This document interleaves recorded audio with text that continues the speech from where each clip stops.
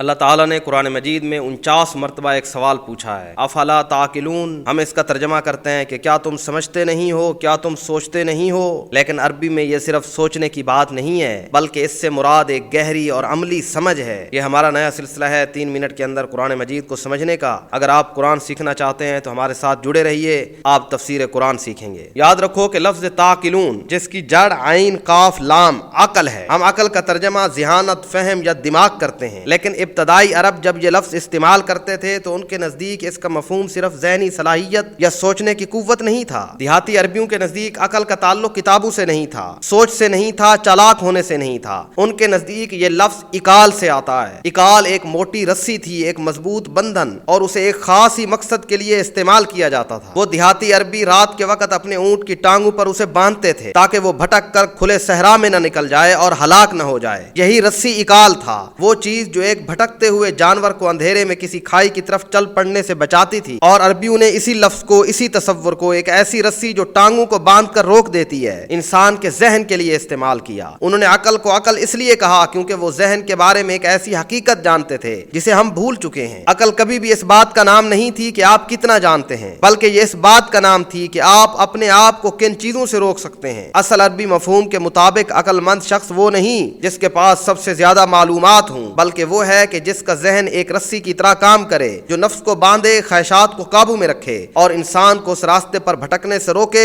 جو آخر کار اس کی تباہی کا سبب بن جائے۔ اب اسی مفہوم کے ساتھ دوبارہ قرآن کی طرف لوٹو۔ جب قرآن کہتا ہے افلا تعقلون تو یہ نہیں پوچھ رہا ہوتا کہ تم زیادہ گہرائی سے کیوں نہیں سوچتے، وہ پوچھ رہا ہے کہ تم نے رسی کیوں کھول دی ہے، تم اپنی خواہشات کو اجازت کیوں دے رہے ہو کہ وہ تمہیں اندھیروں کی طرف گھسیٹ کر لے جائیں۔ سورۃ البقرہ میں اللہ تعالیٰ یہ بات بنی اسرائیل کے ان علماء سے فرماتے ہیں جو دوسروں کو نیکی کا حکم دیتے تھے مگر خود کو بھول جاتے تھے۔ قرآن کہتا ہے کہ اتامرون الناس بالبر وتنسون انفسکم وانتم تتلون الکتاب افلا تعقلون، کیا تم لوگوں کو نیکی کا حکم دیتے ہو اور اپنے آپ کو بھول جاتے ہو حالانکہ تم کتاب پڑھتے ہو؟ کیا تم عقل سے کام نہیں لیتے؟ اس گہرے مفہوم کے ساتھ گویا آیت یوں پکار رہی ہے کہ تم دوسروں کو نیکی کی دعوت دیتے ہو لیکن خود کو کیوں چھوڑ دیتے ہو؟ تم کتاب پڑھتے ہو پھر اپنی خواہشات کو قابو میں کیوں نہیں رکھتے؟ کیا تم نے اپنی عقل کی رسی نہیں باندھی ہوئی؟ دیکھو کہ ان کے پاس علم تھا، وہ کتاب پڑھتے تھے، وہ دوسروں کو تعلیم دیتے تھے، اور پھر بھی اللہ تعالیٰ نے فرمایا کہ تمہاری عقل غیب ہے، کیونکہ عقل کبھی بھی صرف یہ جاننے کا نام نہیں تھی کہ حق کیا ہے، بلکہ عقل اس بات کا نام تھی